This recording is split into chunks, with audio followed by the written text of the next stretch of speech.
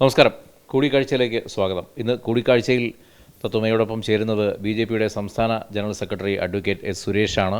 ഇക്കഴിഞ്ഞ നിയമസഭാ തെരഞ്ഞെടുപ്പിൽ പാർട്ടിയുടെ സംസ്ഥാനത്തെ ഈ ഇലക്ഷൻ പ്രചരണ പരിപാടികൾ ഉൾപ്പെടെയുള്ള കാര്യങ്ങൾ ഏകോപിപ്പിച്ചത് അദ്ദേഹമാണ്. അപ്പോൾ സുരേഷേട്ടാ, നമ്മൾ ഈ കൊട്ടിക്കലാശത്തിൻ്റെ ദിവസമാണ് അവസാനം കണ്ടത്. അന്ന് തികഞ്ഞ ശുഭപ്രതീക്ഷയിൽ അങ്ങ് കുറച്ച് കാര്യങ്ങൾ പറഞ്ഞിരുന്നു. അത് ഏതാണ്ട് വിജയത്തിലെത്തിയിട്ടുണ്ട്. നമ്മൾ ഇരട്ട സംഖ്യയൊക്കെയാണ് പറഞ്ഞിരുന്നെങ്കിലും നമ്മളൊരു 3 സീറ്റിലേക്ക് എത്തി. ഒരു വൻ വിജയമായി തന്നെ കാണുന്നുണ്ടോ? അതിലെന്തെങ്കിലും ഒരു നിരാശയുണ്ടോ? അല്ല, ഞങ്ങൾ പ്രതീക്ഷിച്ച അത്രയിടത്തോളം എത്തിയില്ല എന്നുള്ളതൊരു യാഥാർത്ഥ്യമാണ്. പക്ഷേ ഏറ്റവും കുറഞ്ഞത് ഞങ്ങൾ 3 സീറ്റ് പ്രതീക്ഷിച്ചിരുന്നു. അത് നമുക്ക് ലഭിച്ചു. ഈ ഇടതുപക്ഷത്തെ നശിപ്പിച്ചടങ്ങുമെന്നുള്ളൊരു വാശി കേരളത്തിൽ ഈ തെരഞ്ഞെടുപ്പിലുണ്ടായി. ദൗർഭാഗ്യവശാൽ അതിൻ്റെ കൂടുതൽ ഗുണം കിട്ടിയിരിക്കുന്നത് UDFനാണ്. UDFന് കിട്ടിയിരിക്കുന്നത് ഒരു പോസിറ്റീവായിട്ട് UDF കേരളം ഭരിക്കണം, കേരളത്തെ രക്ഷപ്പെടുത്തണം, കേരളത്തെ രക്ഷപ്പെടുത്താൻ UDF മാത്രമേ ഉള്ളൂ എന്ന വിചാരമൊന്നും കേരളത്തിലെ ആർക്കുമില്ല. ആകെ ഈ ദുരന്തവാഹിനിയായിട്ടുള്ള പിണറായി വിജയൻ സർക്കാരിൽ നിന്ന് ഒരു റിലീഫ് കിട്ടുകയാണെങ്കിൽ ആയിക്കോട്ടെ എന്ന് കരുതി കൊടുത്തതാണ്. ഇവിടെ യഥാർത്ഥത്തിൽ നേട്ടമുണ്ടായിരിക്കുന്നത് BJP ആണ്. കാരണം ഇത്തരത്തിലുള്ള ഒരു കുത്തൊഴുക്കിൽ BJPക്ക് 3 സീറ്റ് കിട്ടി എന്നത് കേരളത്തിൽ BJPക്ക് അനുകൂലമായിട്ടുള്ള വികാരത്തിൻ്റെ തീവ്രത അത് പ്രകടിപ്പിക്കുന്ന ഒന്നായിട്ടാണ് കാണുന്നത്. നേരത്തെ സംസ്ഥാന അധ്യക്ഷൻ തന്നെ പറഞ്ഞതുപോലെ ഒരു 12ഓളം സീറ്റ് ജയിക്കാൻ പറ്റുന്ന രീതിയിലുള്ള സാഹചര്യം ഉണ്ടായിരുന്നു. ആ സാഹചര്യം കുറഞ്ഞത് ചിലപ്പോൾ ഈ കുത്തൊഴുക്കിൽപ്പെട്ട് കുറഞ്ഞു പോയിട്ടുണ്ടാകാം. പക്ഷേ ഞങ്ങൾ വളരെ സന്തോഷത്തിലാണ്. ഞങ്ങൾക്ക് ആത്യന്തികമായിട്ടുള്ളൊരു സന്തോഷം ഇതിൻ്റെ 1ാം ഘട്ടം എന്ന് പറയുന്നത് ഇപ്പോഴൊന്നും തീരുന്നതല്ല. അത് അടുത്ത ഒരു ഇലക്ഷൻ ആണ് ഞങ്ങളുടെ ലക്ഷ്യം. കേരളത്തിൽ BJPയുടെ താമര ചിഹ്നത്തിൽ ജയിക്കുന്ന ഒരാൾ മുഖ്യമന്ത്രി ആകുന്നത് വരെ ഞങ്ങളുടെ പരിശ്രമം തുടരും. അതുവരെ ഞങ്ങൾ പൂർണ്ണ സംതൃപ്തിയാകുന്ന പ്രശ്നം ഉദിക്കുന്നില്ല. ഞങ്ങളുടെ പൂർണ്ണ സംതൃപ്തി BJPയുടെ താമര ചിഹ്നത്തിൽ ജയിക്കുന്ന ഒരാൾ കേരളത്തിൻ്റെ മുഖ്യമന്ത്രി ആകുന്നതോടുകൂടിയേ ആ സംതൃപ്തി കിട്ടും. അതിനുവേണ്ടിയുള്ള കഠിനമായിട്ടുള്ള പരിശ്രമം നടക്കുന്നു. ഇലക്ഷൻ സമയത്ത് തന്നെ ചോദിച്ച തത്വമയി ഉൾപ്പെടെയുള്ള മാധ്യമപ്രവർത്തകരോട് ഞങ്ങൾ തികഞ്ഞ ആത്മവിശ്വാസത്തിലാണ്. 2 അക്ക സംഖ്യയിലേക്ക് ജയിപ്പിക്കാൻ സാധിക്കുന്ന പ്രവർത്തനം ഞങ്ങൾ ചെയ്തിട്ടുണ്ട്. ആ ഒരു ആത്മവിശ്വാസമാണ് ഞങ്ങൾക്കുള്ളത്. വളരെ സുതാര്യമായ കുറ്റമറ്റ ഒരു തെരഞ്ഞെടുപ്പ് മാനേജ്മെൻറ്റ് കേരളത്തിൽ നടന്നു എന്ന് BJPയുടെ ദേശീയ നേതൃത്വം ഉൾപ്പെടെ വളരെ അംഗീകരിച്ചൊരു കാര്യമാണ്. അപ്പോൾ ഇതിൻ്റെ ചുമതലക്കാരൻ എന്ന നിലയിൽ അത് ശ്രീ രാജീവ് ചന്ദ്രശേഖരൻ്റെ പിന്തുണയോടുകൂടി, അതോടൊപ്പം തന്നെ കേന്ദ്രത്തിൽ നിന്ന് വിനോദ് താവ്ഡെ, ഇവിടുത്തെ പ്രഭാരിയായിരുന്ന വിനോദ് താവ്ഡെ, അദ്ദേഹത്തിൻ്റെ നിർദ്ദേശങ്ങളും ഒക്കെ നടപ്പാക്കാൻ സാധിച്ചു. ഒരു കൂട്ടായിട്ടുള്ള നേതൃത്വവും കൂട്ടായിട്ടുള്ള പ്രവർത്തനവും വളരെ വിജയകരമായിട്ട് മുന്നോട്ട് പോയി. അത് വലിയ പ്രതീക്ഷ BJPക്കകത്ത് പ്രവർത്തിക്കുന്നവർക്കും BJP കേരളം ഭരിക്കണമെന്നാഗ്രഹിക്കുന്നവർക്കും ഒരേപോലെ പ്രതീക്ഷ നൽകുന്ന ഒരു തെരഞ്ഞെടുപ്പ് ഫലമാണ് ഉണ്ടായിരിക്കുന്നത് എന്നുള്ള കാര്യത്തിൽ സംശയമൊന്നുമില്ല. ഇപ്പോൾ ഈ എല്ലാ രാഷ്ട്രീയ പാർട്ടികളും വലിയ കൂട്ടിക്കിഴിക്കലുകൾ നടത്തുന്ന സമയമാണ്. ഈ തെരഞ്ഞെടുപ്പ് ഫലം വന്നു, ഒരാഴ്ച കഴിഞ്ഞു, ഇപ്പോഴും തീർന്നിട്ടില്ല. എന്താണ് തങ്ങൾക്ക് പറ്റിയ പ്രശ്നമെന്ന് എല്ലാവരും പരസ്പരം അങ്ങോട്ടും ഇങ്ങോട്ടും ഇഴകീറി പരിശോധിച്ച് മുന്നോട്ട് പോകുന്ന സമയമാണ്. അപ്പോൾ അത്തരത്തിലൊരു പരിശോധന നടത്തുമ്പോൾ ഇപ്പോൾ താങ്കൾ ഉൾപ്പെടെയുള്ളവർ ഒരു ഇരട്ട സംഖ്യയുടെ കാര്യം പറഞ്ഞിരുന്നു. 2 സംഖ്യയിൽ ഉൾപ്പെട്ടവരായിരിക്കും നിയമസഭയിലേക്ക് എത്തുക എന്നുള്ളത്. അപ്പോൾ അതിൽ BJPക്ക് എവിടെയാണ് ഒരു പാളിച്ച പറ്റിയത്? അങ്ങനെ ഒരു വിലയിരുത്തൽ നടത്തിയിട്ടുണ്ടോ? അല്ല, ഞാൻ നേരത്തെ സൂചിപ്പിച്ചല്ലോ, ഈ ഇടതുപക്ഷത്തെ സമ്പൂർണ്ണമായിട്ടും നശിപ്പിക്കണമെന്ന തീവ്രമായിട്ടുള്ള ചിന്തയിൽ നിന്ന് ഉരുത്തിരിഞ്ഞു വന്ന ഒരു സുനാമി ഉണ്ടല്ലോ. ആ സുനാമി ഇത്രയും കരുത്തുറ്റ ഒരു സുനാമി ആയിരിക്കുമെന്ന് ഞങ്ങൾ പ്രതീക്ഷിച്ചില്ല. അതൊരു വശം. രണ്ടാമത്, കേരളത്തിൽ UDFന് അനുകൂലമായിട്ടുണ്ടായിരിക്കുന്ന ഒരു വർഗീയ ചേരിതിരിവുണ്ട്. അത് ജമായത്തെ ഇസ്ലാമിയും SDPയെയും കേന്ദ്രീകരിച്ച് നടന്നിട്ടുള്ള ഒരു ചേരിതിരിവാണ്. ആ ചേരിതിരിവ് എല്ലാ മതേതര സങ്കല്പങ്ങളെയും എല്ലാ ജനാധിപത്യ ബോധത്തെയും ബോധത്തിനും അപ്പുറത്ത് ഒരു വർഗീയതയുടെയും അതോടൊപ്പം തന്നെ പോളറൈസേഷൻ്റെയും ഒരു രാഷ്ട്രീയം അത് താൽക്കാലികമായിട്ട് വിജയിപ്പിക്കാൻ. അപ്പോൾ ഇത് രണ്ടും കൂടെ വന്ന സമയത്ത് സ്വാഭാവികമായിട്ട് ഇതിൽ പിടിച്ചു നിൽക്കുക. ഇപ്പോൾ നമുക്കറിയാമല്ലോ, കഴിഞ്ഞ ദിവസം തന്നെ INL സംസ്ഥാന സെക്രട്ടറി പറഞ്ഞു, അവിടെ CPM കേന്ദ്ര നേതൃത്വവും സംസ്ഥാന നേതൃത്വവും നിർദ്ദേശം കൊടുത്തിരിക്കുക, കെ സുരേന്ദ്രൻ നിയമസഭയിൽ എത്തരുത്, അതുകൊണ്ട് നിങ്ങൾ മുസ്ലിം ലീഗിന് വോട്ട് ചെയ്യണം എന്ന് പറഞ്ഞേക്കുന്ന ആരാ? CPM ആണ് INLകാരോട് പറഞ്ഞേക്കുന്നത്, CPMൻ്റെ അണികളോട് പറഞ്ഞിരിക്കുന്നത്. അത് തന്നെയാണ് കാസർഗോഡ് ചെയ്തിരിക്കുന്നത്, അത് തന്നെയാണ് പാലക്കാട് ചെയ്തിരിക്കുന്നത്, അത് തന്നെയാണ് BJP ഇപ്പോൾ ഹരിപ്പാട് ഉൾപ്പെടെ രമേശ് ചെന്നിത്തലയെ വിജയിപ്പിക്കുന്നതിൽ CPMന് വലിയ പങ്കുണ്ട്. അപ്പോൾ ഇങ്ങനെ ഓരോ സ്ഥലത്തും CPM വോട്ട് BJPയെ തോൽപ്പിക്കാൻ വേണ്ടി കൊടുക്കുന്നു, മുസ്ലിം ലീഗിൻ്റെ വോട്ട് BJPയെ തോൽപ്പിക്കാൻ വേണ്ടി കമ്മ്യൂണിസ്റ്റ് മാർക്സിസ്റ്റ് പാർട്ടിക്ക് കൊടുക്കുന്നു, ജമായത്തെ ഇസ്ലാമിയുടെയും SDPയുടെയും വോട്ട് BJPയെ തോൽപ്പിക്കാൻ അവിടെ പ്രാപ്തിയുള്ളവരാരാണെന്നാണ് അവർ കണ്ടെത്തുന്നത്, അവർക്ക് കൊടുക്കുന്നു. അപ്പോൾ ഇത് BJP എന്ന് പറയുന്ന ഒരു പ്രസ്ഥാനത്തെ പരാജയപ്പെടുത്താൻ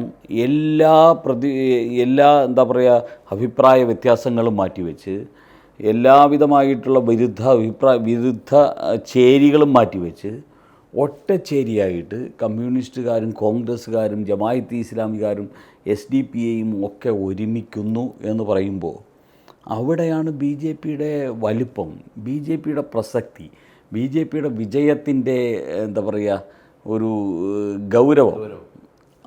അവിടെയാണ് BJPയുടെ വിജയത്തിൻ്റെ ഗൗരവം. ഈ 3 സീറ്റ് കേവലം 3 അല്ല 30 എന്ന് BJP പറയുന്നതിന് കാരണം ഈ ഇടതു വലതു മുന്നണികൾ BJPയെ ഭയപ്പെടുന്നു നമ്മൾ തെരഞ്ഞെടുപ്പിന് മുമ്പ് തന്നെ പറഞ്ഞിരുന്നു. അത് അക്ഷരാർത്ഥത്തിൽ ശരിവെക്കുന്നതല്ലേ ഇത്തരം ചെയ്തികൾ? ഭയപ്പെടുകയല്ലേ, വിറയ്ക്കുകയല്ലേ. BJP എന്ന് കേൾക്കുമ്പോൾ കേരളത്തിലെ ഇടതുപക്ഷത്തിനാണെങ്കിലും വലതുപക്ഷത്തിനാണെങ്കിലും ഇവർക്ക് പിണിയാളുകളായിട്ട് മാറിയിരിക്കുന്ന കുറച്ച് മാധ്യമത്തിലെ ചില ആൾക്കാരുണ്ടല്ലോ, ഇവർക്കൊക്കെ അക്ഷരാർത്ഥത്തിൽ വിറയലാണ്, ആകെ വിഭ്രാന്തിയാണ്. അവരൊക്കെ ഒരുമാതിരി എന്താ പറയുക ഹിസ്റ്റീരിയ ബാധിച്ചതുപോലെയല്ലേ ചില ചാനൽ ചർച്ചകളിൽ ചില ആങ്കർമാരൊക്കെ ഹിസ്റ്റീരിയ ബാധിച്ചതുപോലെ മാധ്യമധർമ്മവും മറക്കുന്നു, എവിടെയാണ് ഇരിക്കുന്നത്, ആരൊക്കെയാണിത് ആരൊക്കെയാണിത് കേൾക്കുന്നതെന്നും മറക്കുന്നു, ഏതോ വിഭ്രാന്തി ബാധിച്ച ആൾക്കാരെ പോലെ ഇങ്ങനെ കിടന്ന് അലറി മറിയുകയില്ലേ. ഇത് കേരളത്തിൽ ഇന്ന് ഈ അസംബ്ലി തെരഞ്ഞെടുപ്പിൻ്റെ ഫലം കേരളത്തിൽ കുറേ രാജ്യദ്രോഹികളുടെ പിണിയാളുകൾക്ക്, അഴിമതിക്കാർക്ക്, സ്വന്തക്കാരെ പുറംവാതിലൂടെ കുത്തിക്കയറ്റുന്നവർക്ക്, കാലഹരണപ്പെട്ട ഇസങ്ങൾക്ക്, അതോടൊപ്പം തന്നെ ജമായത്തെ ഇസ്ലാമിക്ക്, SDPക്ക്, ഇത്തരത്തിലുള്ള ആൾക്കാർക്ക് മുഴുവൻ ഒരു വലിയ ഭീഷണിയാണ് BJP. ഒരു കേരളത്തിൽ ഒരു മാറ്റം അത് BJPയിലൂടെ സാധിക്കുമെന്നുള്ള ആത്മവിശ്വാസം കേരളത്തിലെ ജനതയ്ക്ക് ഉണ്ടായി എന്നുള്ള തിരിച്ചറിവാണ് ഈ നേരത്തെ സൂചിപ്പിച്ച ആൾക്കാർക്ക് BJP ഒരു ഭീഷണിയാണ് എന്ന് തോന്നുന്നതിന് കാരണമായിട്ടുള്ളത്. മറ്റൊരു പ്രധാനപ്പെട്ട കാര്യം ഇപ്പോൾ BDJSും അതുപോലെ തന്നെ 2020 ഇവർ രണ്ടുപേരെയും കൂട്ടിയിട്ടാണ് വലിയൊരു മുന്നണിയുമായി NDA ഈ തെരഞ്ഞെടുപ്പിൽ നേരിട്ടത്.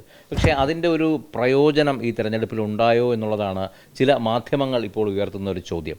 അതുപോലെ തന്നെ ഈ ചില തെരഞ്ഞെടുപ്പ് അവലോകനം ചെയ്യുമ്പോൾ ചില രാഷ്ട്രീയ നിരീക്ഷകരൊക്കെ ഇത്തരത്തിൽ ചില അഭിപ്രായ പ്രകടനങ്ങൾ നടത്തുന്നത് കണ്ടു. അപ്പോൾ ഭാവിയിൽ ഇവരെ കൂടെ കൂട്ടിക്കൊണ്ടു പോയാൽ BJPക്ക് അത് ഗുണമാകുമോ ദോഷമാകുമോ എന്നുള്ള ചർച്ചകളൊക്കെ ഈ ന്യൂസ് അവറിലൊക്കെ കണ്ടു. ഇതിനോട് എങ്ങനെ പ്രതികരിക്കുന്നു? മുന്നണി മര്യാദ പാലിക്കാൻ സാധിക്കുന്നൊരു പാർട്ടിയാണ് BJP. അത് ദേശീയ തലത്തിലും ബീഹാറിലും അതോടൊപ്പം തന്നെ മഹാരാഷ്ട്രയിലുമൊക്കെ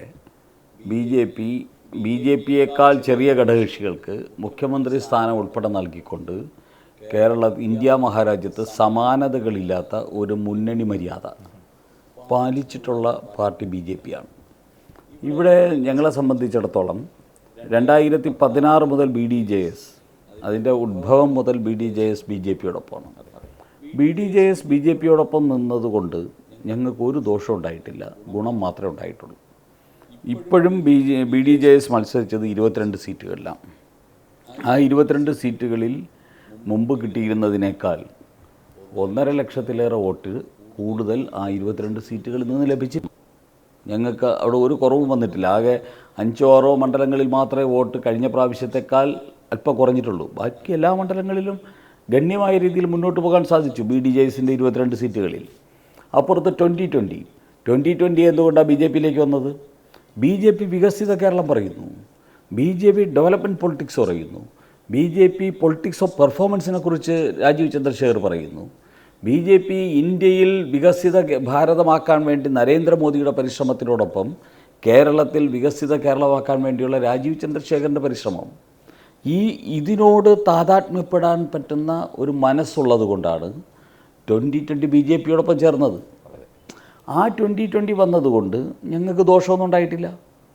ആ 2020ക്കും ഏകദേശം 77,000 വോട്ട് അവർ മത്സരിച്ച മണ്ഡലങ്ങളിൽ വർദ്ധിച്ചിട്ടുണ്ട്.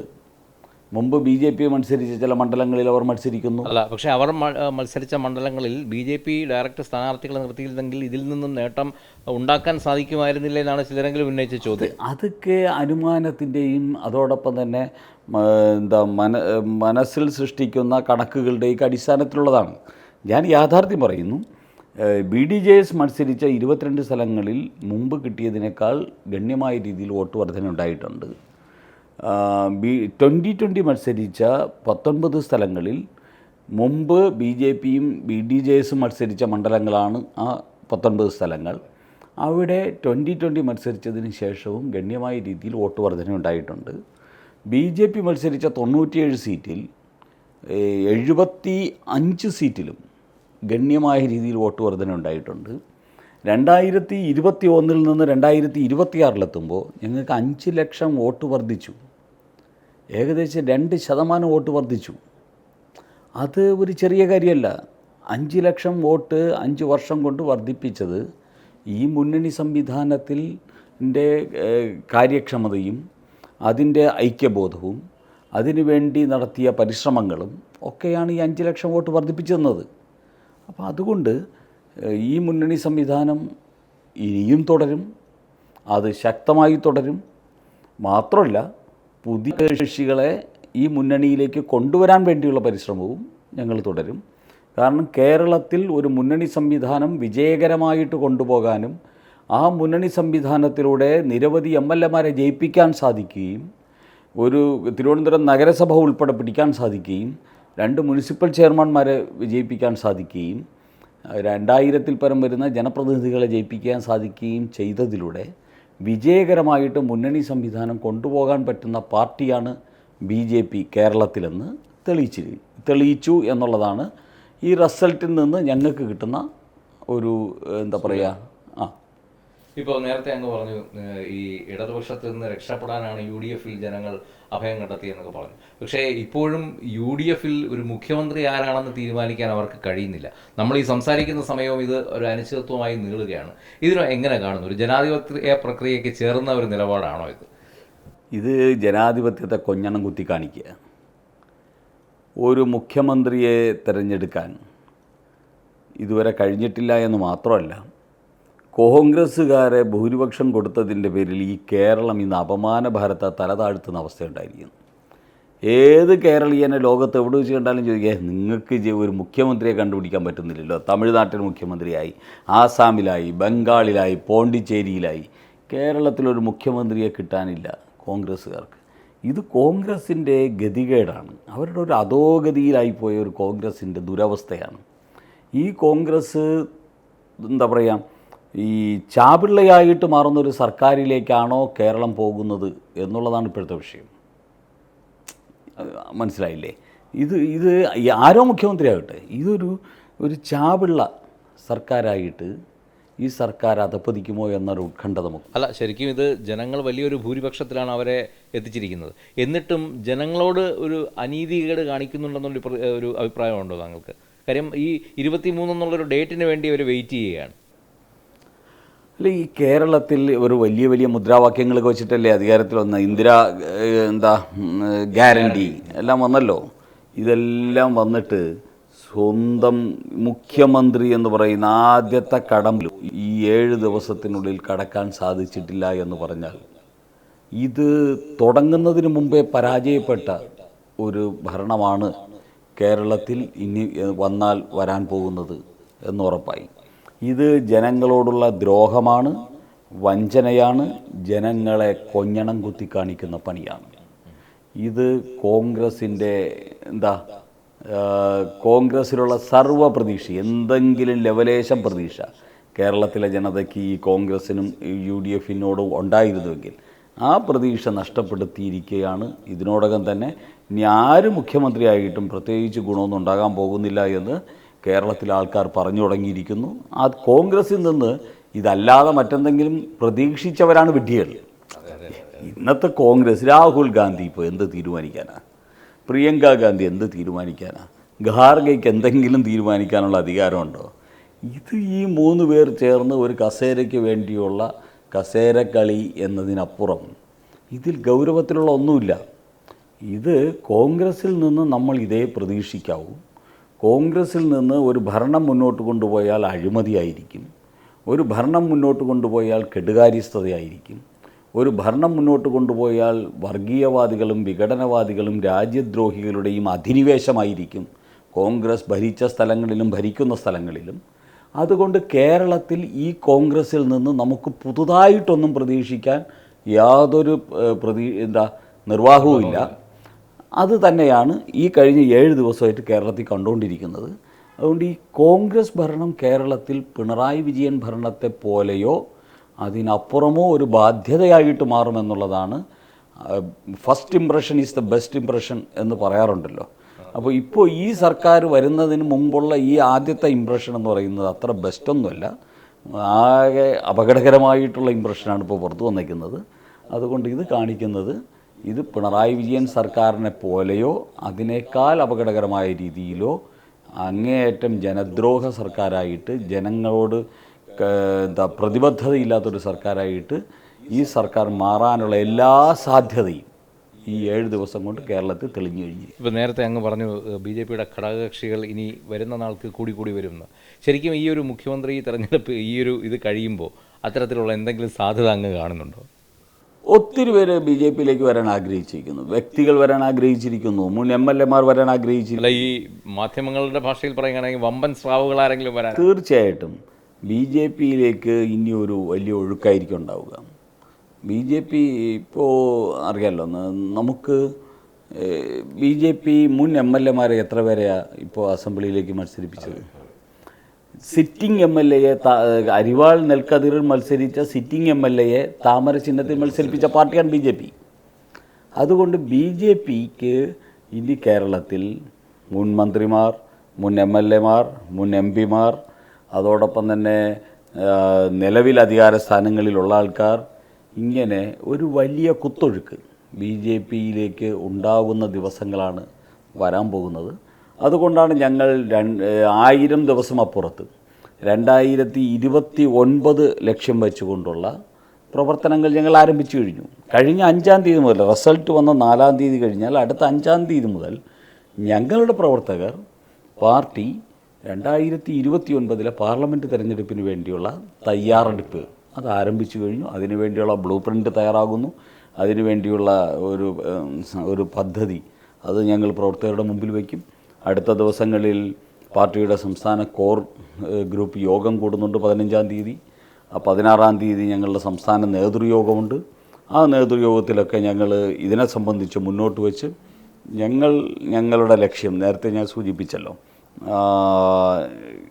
കേരളത്തിൽ BJPയുടെ ഒരു മുഖ്യമന്ത്രി എന്നുള്ള ഞങ്ങളുടെ ലക്ഷ്യം വരെ വിശ്രമമില്ലാതെ പ്രവർത്തിക്കാൻ വേണ്ടിയുള്ള തയ്യാറെടുപ്പിലാണ് ഞങ്ങൾ.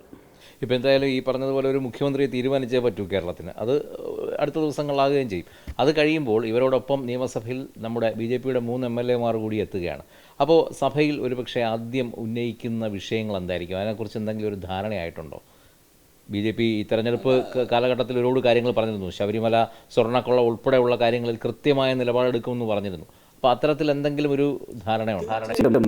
ഇവിടെ ഈ കേരളത്തിൽ ഏറ്റവും ഗൗരവത്തിലുള്ള വിഷയം എന്താ?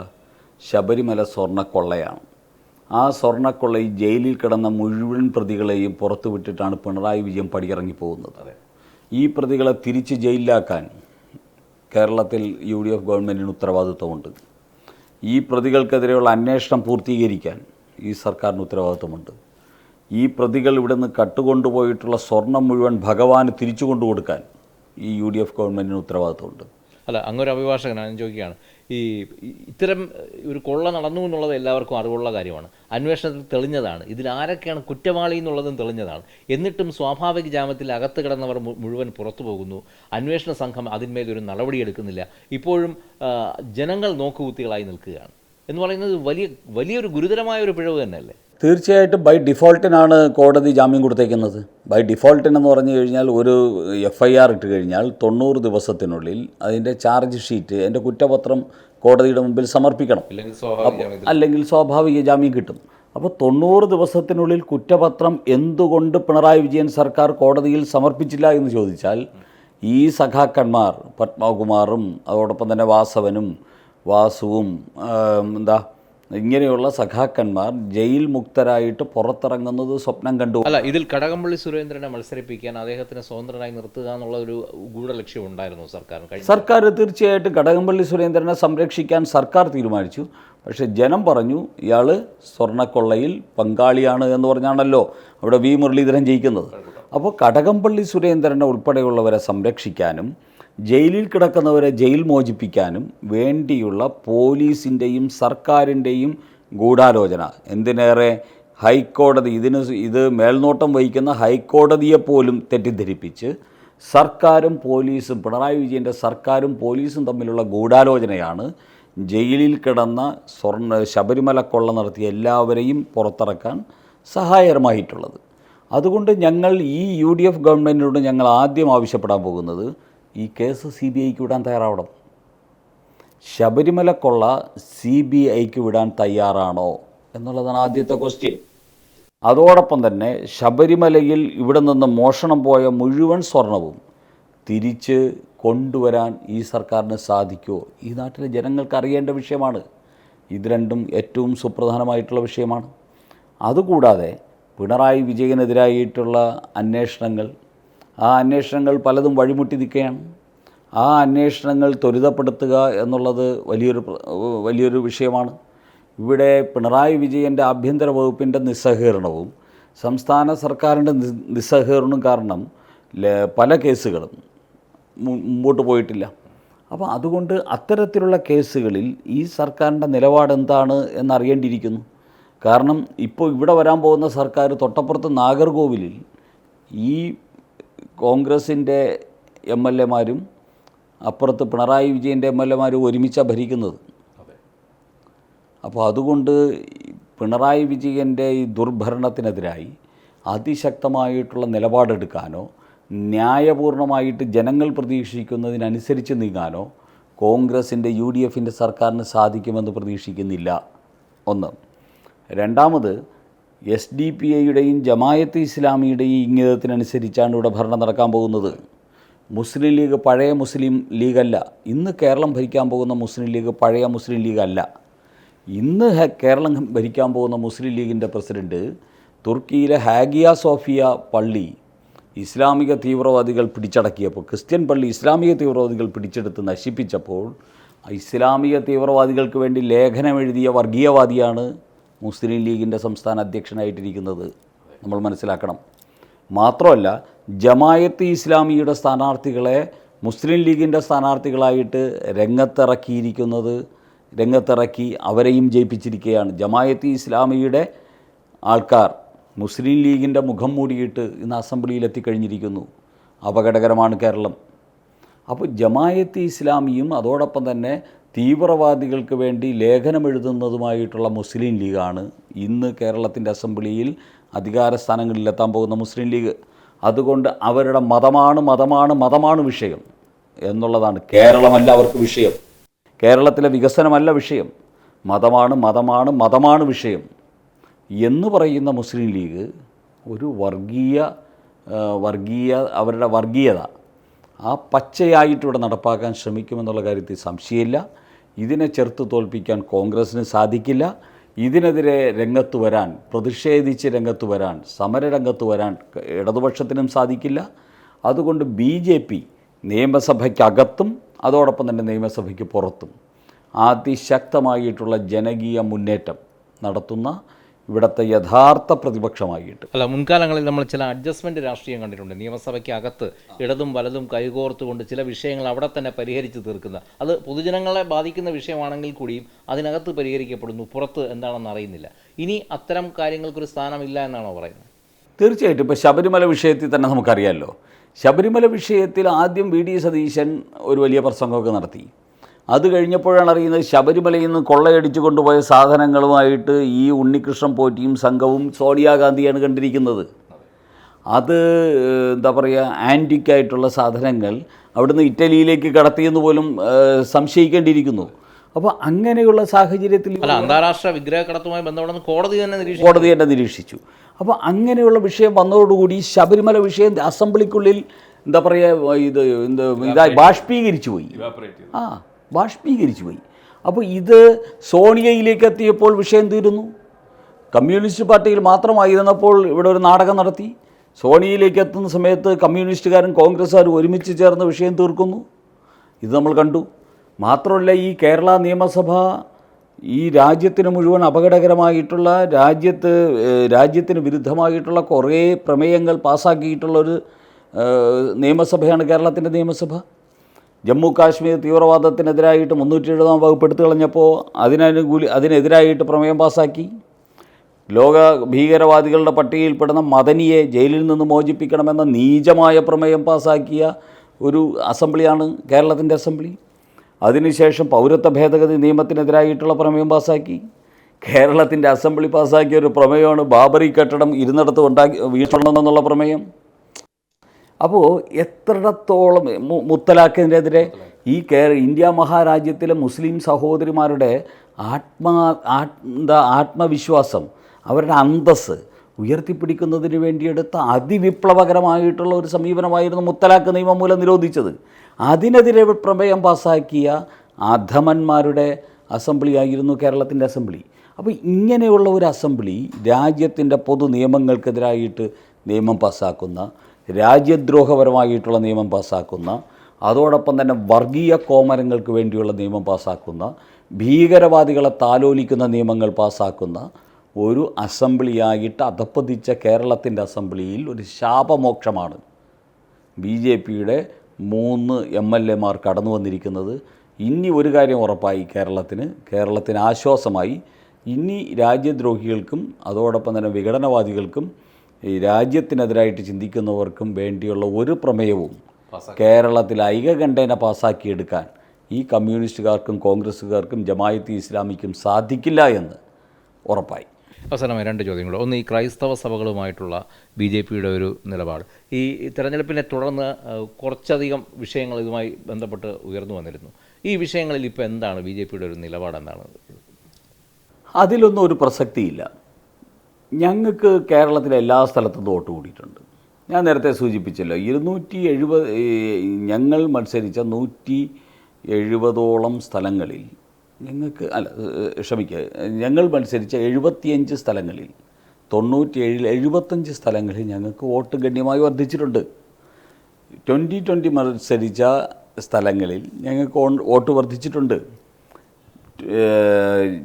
നമ്മുടെ BDJS മത്സരിച്ച സ്ഥലങ്ങളിൽ വോട്ട് വർദ്ധിച്ചിട്ടുണ്ട്. അപ്പോൾ ഞങ്ങൾക്ക് വോട്ട് വർധന പൊതുവേ കേരളത്തിലുണ്ടായിട്ടുണ്ട്. ഇന്ന സ്ഥലത്തുനിന്ന് വോട്ട് കുറഞ്ഞു, ഇന്ന സ്ഥലത്തുനിന്ന് വോട്ട് കൂടി എന്ന നിലയിലുള്ള അടിസ്ഥാനപരമായിട്ടുള്ള വിലയിരുത്തലുകൾ നടന്നുകൊണ്ടിരിക്കുന്നു. പക്ഷേ ഞങ്ങൾക്ക് ഒരു കാര്യം പറയാൻ പറ്റും, പൊതുവേ എല്ലാ സ്ഥലത്തും എല്ലാവരും BJPക്ക് വോട്ട് ചെയ്തിട്ടുണ്ട്. ക്രിസ്ത്യൻ ഔട്ട്റീച്ച് എന്ന ആ പരിശ്രമം കൊണ്ടും ഞങ്ങൾക്ക് ദോഷമൊന്നും സംഭവിച്ചിട്ടില്ല.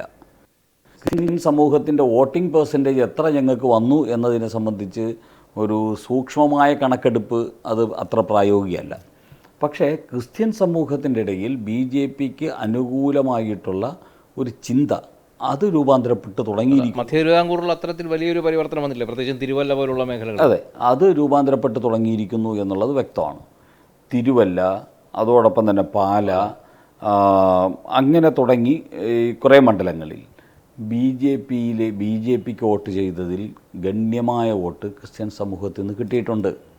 രാജീവ് ചന്ദ്രശേഖരന് ക്രിസ്ത്യൻ വോട്ട് കിട്ടിയിട്ടുണ്ട്. V. മുരളീധരന് ക്രിസ്ത്യൻ വോട്ട് കിട്ടിയിട്ടുണ്ട്.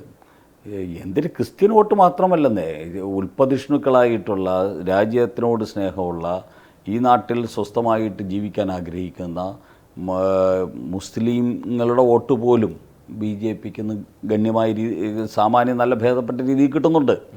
അതുകൊണ്ട് ഞങ്ങൾക്ക് ക്രിസ്ത്യൻ ഔട്ട്റീച്ച് പരാജയമാണ്, സോഷ്യൽ ഔട്ട്റീച്ച് പരാജയമാണ്,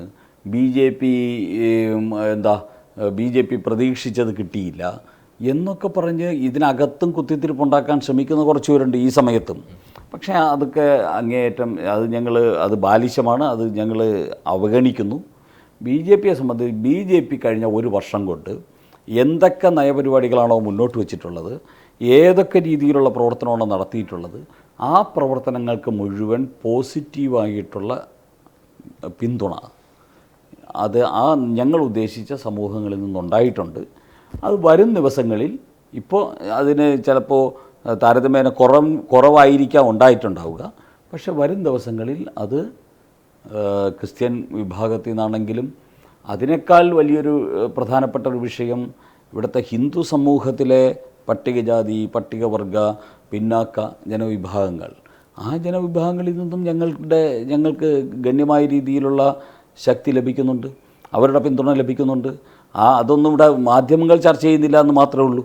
കാരണം ഞങ്ങൾക്ക് പട്ടികജാതി വോട്ട് വളരെയധികം വർദ്ധിച്ചിട്ടുണ്ട്, പിന്നോക്ക വിഭാഗങ്ങളുടെ വോട്ട് ഞങ്ങൾക്ക് വർദ്ധിച്ചിട്ടുണ്ട്, ക്രിസ്ത്യൻ വോട്ടും കിട്ടുന്നുണ്ട്. ഇന്ന് കേരളത്തിൽ BJP എല്ലാവരുടെയും പാർട്ടിയാണ്. എല്ലാവർക്കും BJPയെ ആവശ്യമുണ്ട്. BJP ഉയർത്തുന്ന വികസിത കേരളം എന്നുള്ള മുദ്രാവാക്യം എൻ്റെ മുദ്രാവാക്യമാണ്, സനോജിൻ്റെ മുദ്രാവാക്യമാണ്, മറ്റ് ഒരു തേർഡ് പാർട്ടിയുടെയും മുദ്രാവാക്യമാണ്. വികസിത കേരളം എന്നുള്ള അവരവരുടെ മുദ്രാവാക്യമായിട്ട് നാടിൻ്റെ വികസനം എന്നുള്ള കേരളത്തിൽ മാറിക്കഴിഞ്ഞു. അതുകൊണ്ട് ഇപ്പോൾ ജാതിക്കും രാഷ്ട്രീയത്തിനും ഒക്കെ അതീതമായി വികസനം ആഗ്രഹിക്കുന്ന, കുഞ്ഞുങ്ങളുടെ ഭാവി ആഗ്രഹിക്കുന്ന മുഴുവൻ ആൾക്കാരും BJPയെ ഉൾക്കൊള്ളുക എന്നുള്ളത് വർത്തമാനകാല ഇന്ത്യൻ രാഷ്ട്രീയത്തിൻ്റെ ഒരു യാഥാർത്ഥ്യമാണ്. ആ യാഥാർത്ഥ്യം കേരളത്തിലുള്ള ജനത വേണ്ടവണ്ണം മനസ്സിലാക്കും എന്നാണ് പ്രതീക്ഷിക്കുന്നത്. ഇപ്പോൾ കുറേ ആൾക്കാർ മനസ്സിലാക്കിയിട്ടുണ്ട്. അതുകൊണ്ടാണല്ലോ ഞങ്ങൾക്ക് 31 ലക്ഷം വോട്ട് കിട്ടിയത്. വരും ദിവസങ്ങളിൽ ഇത് 50 ലക്ഷമാക്കാനും 60 ലക്ഷമാക്കാനും 70 ലക്ഷമാക്കാനും ഒക്കെ സാധിക്കും എന്ന് തന്നെയാണ് ഞങ്ങൾ പ്രതീക്ഷിക്കുന്നത്. അതിനുവേണ്ടി ഇങ്ങനെ നീണ്ട കാലം ഇങ്ങനെ തപസ്സിരിക്കണം എന്നൊന്നും ഞങ്ങൾ പ്രതീക്ഷിക്കുന്നില്ല. വളരെ അടുത്ത കാലങ്ങളിൽ തന്നെ BJPക്ക് കേരളത്തിൽ ഭരണം ലഭിക്കാവുന്ന രീതിയിലുള്ള ഒരു മാറ്റം ഉണ്ടാക്കാൻ സാധിക്കും. ഞങ്ങളെപ്പോഴും ഇപ്പോൾ ഈ തെരഞ്ഞെടുപ്പിന് ശേഷം പറയുന്നൊരു കാര്യം, 2016 പശ്ചിമ ബംഗാളിൽ 3 MLA-മാരായിരുന്നു. 2021 അത് 77ആയി, 3-ൽ നിന്ന് 77ആയി. ഞങ്ങൾക്ക് 77 വേണ്ട, 73 മതി. 2021 അവിടെ 77ആയി, ഇപ്പോൾ 2026 അവിടെ 207ആയി. ഞങ്ങൾക്ക് 77 വേണ്ട, 77 പോലും വേണ്ട, ഞങ്ങൾക്ക് 73 മതി. 3-ൽ നിന്ന് 77 ആക്കിയ ബംഗാൾ, 3-ൽ നിന്ന് 207 ആക്കിയ ബംഗാൾ, ആ ബംഗാൾ ഇവിടെ ഒരു പാഠമാണ്. ഇവിടെ ഞങ്ങൾക്ക് 3-ൽ നിന്ന് 73 ആക്കിയാൽ മതി. അതിന് പറ്റുന്ന സാഹചര്യം കേരളത്തിൽ സൃഷ്ടിക്കാൻ വേണ്ടിയുള്ള പിന്തുണ കേരളത്തിലെ ജനത BJPക്ക് തരും. അതിനുവേണ്ടിയുള്ള പ്രവർത്തനം നടത്താനുള്ള ശേഷി BJPയുടെ ദേശീയ നേതൃത്വം മുതൽ കേരളത്തിലെ പാർട്ടിയുടെ സാധാരണ പ്രവർത്തകർ വരെയുള്ളവർക്ക് സാധിക്കും എന്ന് ഞങ്ങൾ തെളിയിച്ചു. ഈ നോർത്തിൽ മോദിയും അമിത്ഷാജിയും ഒക്കെ എടുത്ത ഒരു ടാറ്റിക്സ് ഉണ്ട്, അതായത് ഈ കോൺഗ്രസ് മുക്ത ഭാരതം എന്നുള്ള. പക്ഷേ അത് കേരളത്തിൻ്റെ കാര്യത്തിൽ വരുമ്പോൾ ഒരു കമ്മ്യൂണിസ്റ്റ് മുക്ത കേരളം എന്നുള്ള ഒരു രീതിയിലാണ് ഇവിടെ വർക്കൗട്ട് ചെയ്തത്. അപ്പോഴും കോൺഗ്രസിനെ ബാക്കി വച്ചിരിക്കുകയാണ്. ഇപ്പോൾ കോൺഗ്രസ് കേരളത്തിലേക്ക് ചുരുങ്ങുന്നു എന്നാണ് നമ്മൾ മനസ്സിലാക്കുന്നത്. ഇപ്പോൾ വേണുഗോപാൽ അടക്കം ഇവിടെ മുഖ്യമന്ത്രിയാകുന്നു എന്ന് പറയുമ്പോൾ ദേശീയ തലത്തിലേക്ക് അദ്ദേഹം സംസ്ഥാനത്തിലോട്ട് ഇറങ്ങി വരികയാണ്. അപ്പോൾ കോൺഗ്രസ് അടുത്തൊരു ലക്ഷ്യം കോൺഗ്രസ് ആണോ? ഇതിൽ നമ്മളൊന്ന് കാണേണ്ടത്, കഴിഞ്ഞ 10 വർഷം ഞങ്ങൾ 3-മതായിരുന്നു. ഞങ്ങൾക്ക് കോൺഗ്രസിൻ്റെ സ്ഥാനത്തേക്ക് എത്തുക എന്നുള്ളതാണ്, ആദ്യം എത്തണമല്ലോ, എത്തുക എന്നുള്ളതായിരുന്നു കഴിഞ്ഞ 10 വർഷമായിട്ട് ഞങ്ങളുടെ ഒരു പരിശ്രമം. അത് പൂർണ്ണമായിട്ട് എത്താൻ സാധിച്ചില്ല. പക്ഷേ ഭരണവിരുദ്ധ വോട്ടുകൾ BJPക്ക് ഒരു ഷെയർ കിട്ടുന്ന രീതിയിൽ BJPക്ക് ജനകീയ പ്രതിപക്ഷത്തിൻ്റെ റോള് നിർവഹിക്കുന്നതിൽ BJP വിജയിച്ചു. അതാണ് ഈ റിസൾട്ട്. ഇനി എന്താണ്? ഇനി കോൺഗ്രസ്സാണ് അധികാരത്തിലിരിക്കുന്നത്. അപ്പോൾ കോൺഗ്രസ് അധികാരത്തിലിരിക്കുമ്പോൾ BJPയുടെ റോള് പഴയതുപോലെ പ്രതിപക്ഷത്താണ്. പ്രതിപക്ഷം എന്ന് പറഞ്ഞാൽ ഞങ്ങളായിരിക്കും യഥാർത്ഥ പ്രതിപക്ഷം. അല്ല, അങ്ങ് അന്നും പറഞ്ഞിരുന്നു അടുത്ത തെരഞ്ഞെടുപ്പ് ആകുമ്പോൾ 2 മുന്നണിയെ കേരളത്തിലുണ്ടാവുള്ളൂ.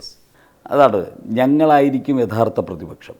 കമ്മ്യൂണിസ്റ്റ് പാർട്ടിക്ക് ഇനി കോൺഗ്രസ്സിന് ഒരു പ്രതിപക്ഷമായിട്ടിരിക്കാൻ സാധ്യമല്ല. ഞാൻ നേരത്തെ സൂചിപ്പിച്ചല്ലോ, തൊട്ടപ്പുറത്ത് തമിഴ്നാട്ടിലും അപ്പുറത്ത് തെലുങ്കാനയിലും ഇപ്പുറത്ത് കർണാടകയിലും ഒരുമിച്ച് പ്രവർത്തിക്കുന്ന കമ്മ്യൂണിസ്റ്റ് പാർട്ടിക്കോ കോൺഗ്രസ്സിനോ ഇനി രണ്ടായിട്ട് കേരളത്തിൽ ജീവിക്കാൻ പറ്റില്ല. അവർ ഒന്ന് തന്നെയാണ്. അവർക്ക് ഒരേ രീതിയിൽ അഴിമതിക്കാരാണ്, ഒരേ രീതിയിൽ രാജ്യദ്രോഹ പ്രവർത്തനം നടത്തുന്നവരാണ്, ഒരേ രീതിയിൽ വർഗീയവാദികളാണ്. അതുകൊണ്ട് അവരെ ചെറുക്കാൻ ഇനി കോൺഗ്രസ് നേതൃത്വം നൽകുന്ന സർക്കാരിനോട് ജനങ്ങളുടെ വിഷയങ്ങൾ ചോദിച്ചു വാങ്ങാനും പിടിച്ചു വാങ്ങാനും BJPക്ക് മാത്രമേ സാധിക്കൂ. അതുകൊണ്ട് ഇന്നലെ കമ്മ്യൂണിസ്റ്റ് പാർട്ടിയും കോൺഗ്രസും ഇരുന്നതും ഇന്ന് കോൺഗ്രസ് പാർട്ടിയും കമ്മ്യൂണിസ്റ്റും ഇരിക്കുന്നതും തമ്മിൽ യാതൊരു വ്യത്യാസവുമില്ല. ഇത് രണ്ടും ഒരു മുന്നണി തന്നെയാണ്. അല്ലെങ്കിൽ DMK ഒക്കെ പറഞ്ഞതുപോലെ CPM പറയണം ഇനി ഞങ്ങൾ ഇന്ത്യ മുന്നണിയിലേക്കില്ല, അല്ലെങ്കിൽ കോൺഗ്രസ് പറയണം CPMനെ ഞങ്ങൾ ഇന്ത്യ മുന്നണിയിൽ നിന്ന് പുറത്താക്കി. പറയൂ, അവർ പറയില്ലല്ലോ. അപ്പോൾ ഇത് ഒരു മുന്നണി തന്നെയാണ്, ആ രീതിയിൽ തന്നെയാണ് ഉണ്ടാവുക. അതുകൊണ്ട് BJP പ്രതിപക്ഷത്തിൻ്റെ റോളെടുക്കും. പിന്നെ സനോജ് പറഞ്ഞതുപോലെ ഇനി കോൺഗ്രസ് മുക്തമാണോ കമ്മ്യൂണിസ്റ്റ് മുക്തമാണോ എന്നുള്ള വിഷയമല്ല. ഇവിടെ ഇതിൽ നിന്ന് രണ്ടിൽ നിന്നും മുക്തമാക്കുന്ന ഒരു പുതിയ പൊളിറ്റിക്സ് ഈ രാജ്യത്തുണ്ട്. അത് ബംഗാളിലെ രാഷ്ട്രീയമാണ്, അത് ത്രിപുരയിലെ രാഷ്ട്രീയമാണ്. ബംഗാളിൽ 34 വർഷം പ്രതിപക്ഷത്തിരുന്ന കോൺഗ്രസും 34 വർഷം ഭരണപക്ഷത്തിലിരുന്ന മാർക്സിസ്റ്റ് പാർട്ടിയും ഒരുമിച്ചാണ് പൊടി പോലുമില്ല എന്ന അവസ്ഥയിലേക്ക് അധപ്പതിച്ചത്. ത്രിപുരയിൽ 24 വർഷം ഭരണപക്ഷത്തിലിരുന്ന 25 വർഷം ഭരണപക്ഷത്തിലിരുന്ന CPMഉം 25 വർഷം പ്രതിപക്ഷത്തിരുന്ന കോൺഗ്രസും ഒരേപോലെ നശിച്ചുപോയി. അപ്പോൾ ഇത് കേരളത്തിൽ കമ്മ്യൂണിസ്റ്റ് മുക്ത കോൺഗ്രസ് മുക്ത കേരളമാണ് വികസിത കേരളത്തിന് യുക്തമായിട്ട് വരിക എന്ന് BJP തെളിയിക്കും. Okay, thank you. വിട്ടുവീഴ്ചയില്ലാത്ത നിലപാടുകളുമായി ദേശീയതയുടെയും സമാജത്തിൻ്റെയും ശാക്തീകരണത്തിനു വേണ്ടി തത്വമയിയുടെ ജൈത്രയാത്ര തുടരുകയാണ്. യൂട്യൂബിൽ മാത്രം തത്വമയിക്ക് 10 ലക്ഷം സബ്സ്ക്രൈബേഴ്സിലേക്ക് എത്താൻ ഏതാനും ചുവടുകൾ മാത്രമാണ് ബാക്കി. മറ്റ് സോഷ്യൽ മീഡിയ പ്ലാറ്റ്ഫോമുകളിലും തത്വമയിയുടെ നിറസാന്നിധ്യം തുടരുകയാണ്. ഈ അവസരത്തിൽ ഞങ്ങൾക്ക് നിങ്ങളോടുള്ള അഭ്യർത്ഥന ഞങ്ങളോടൊപ്പം നിൽക്കുക എന്നുള്ളതാണ്. നിങ്ങൾ ഉപയോഗിക്കുന്ന ഏത് സോഷ്യൽ മീഡിയ പ്ലാറ്റ്ഫോം ആണെങ്കിലും ഞങ്ങളുടെ വരിക്കാരാകുക, ഞങ്ങളെ സബ്സ്ക്രൈബ് ചെയ്യുക, നിങ്ങളുടെ സുഹൃത്തുക്കളിലേക്ക് തത്വമയിയുടെ ഈ സന്ദേശം പ്രചരിപ്പിക്കുക. ഞങ്ങളോടൊപ്പം നിൽക്കൂ, രാഷ്ട്രത്തോടൊപ്പം നിൽക്കൂ, ദേശീയതയ്ക്കൊപ്പം സഞ്ചരിക്കൂ.